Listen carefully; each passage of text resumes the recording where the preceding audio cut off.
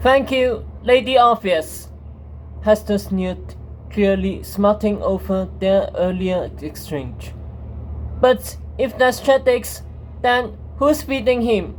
Bucket's food, and those apples look freshly picked. Agatha was thinking the same thing. Chetix couldn't have picked apples for his horse this morning because Chetix wasn't alive this morning. Her dress squeezed the moment hitting her. Soon they'll see the Lady of the Lake's gaze. And if they found a way inside, soon they'll see Chetix's body too. In the distance, she finally made out the bone-wraith castle built upon a bluff above stormy grey seas.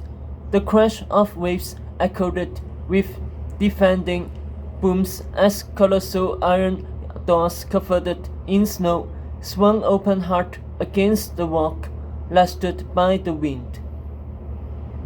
Quack, quack. The gates are open? Agatha asked, surprised. Lady opens gates for Ajubaju. Gave shelter to my family once. Knows me well, the beaver said quickly. See the walk around castle? It is no ordinary walk. This is Wakari walk. No magic can be done inside its boundaries. Only by Lady of the Lake. Doesn't make sense, Agatha whispered to Sophie. Her castle is supposed to be sealed. It's King Arthur's resting place. It's Goose most sacred hallows. Why should she open her gates for a beaver? Maybe she has a soft spot for vermin. She does let Merlin in after all, said Sophie. But Agatha was looking closely now at the snow-powdered doors ahead as they bashed open against the walk. One of them was sunken, like it had been hit by a cannonball, and the other was crumpled. Iron fragments lay half buried in the snow.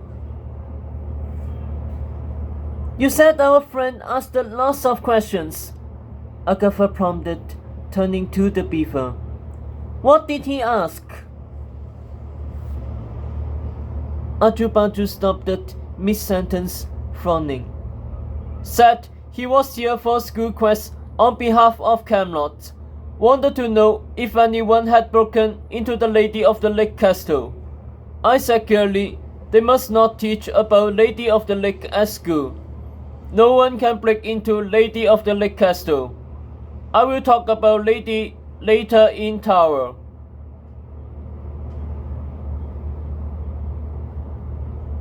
Talk about her now, Agatha demanded.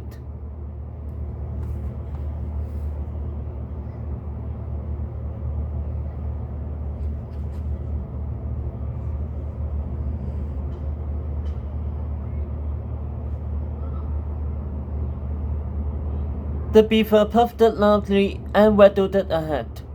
Lady of the Lake is Goose, one most special top defender.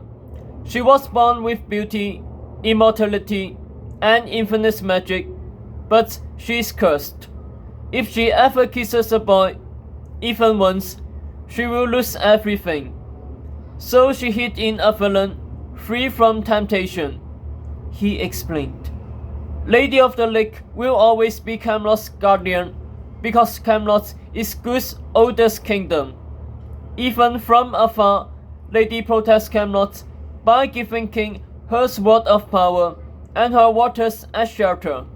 Even more important, she protects the 4 Points, most sacred land in woods.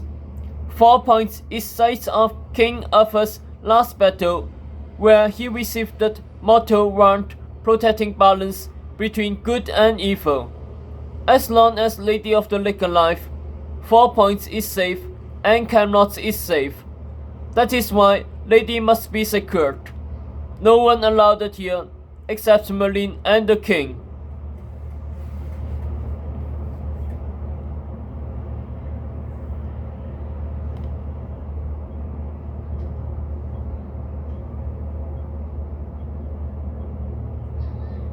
And you and your tours, said Agatha sharply. Which I explained already, said Ajubaju even sharper. Come, I show you what your friend was looking for. Agatha watched the beaver carefully as they moved through the gates. He's lying, she thought, peering at the splintered iron. Someone had broken in. And yet, the beaver had clearly met Chadwick and earned his trust. How else would he know so much about him?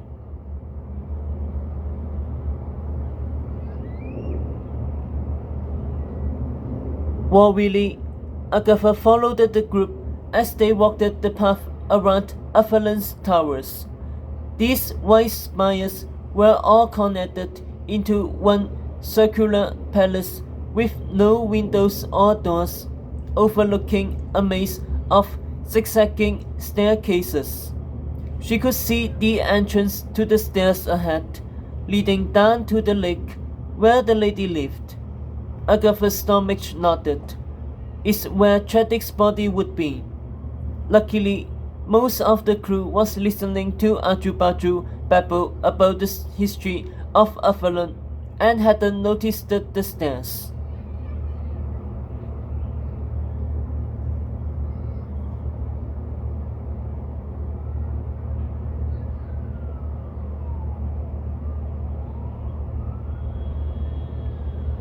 But Sophie had. Aggie, she whispered, crunching her arm. It's Chadwick, you know. Agatha subtly leaned over the edge of the path. Through the crisscrossing stairs, she started to get a glimpse of the grey watered lake and its snow-heaped shore far below. Agatha held her breath, her guts twisting harder. Her eyes flared. Chadwick's body wasn't there. Where is he? Sophie breathed, sidling next to her. That's where the Storian drew him, right by the water. Aggie, we should look for him. No, Agatha ordered. Stay with the group. Not that Agatha had any intention of staying with the group herself. The Storian had told them Chadwick would be here, and the Storian was never wrong. Chills rippled down Agatha's spine. She needed to get to the Lady of the Lake. Surely she would have answers. But Agatha didn't want Sophie or the others to come. Not when she didn't know what else might be down there. It was too dangerous.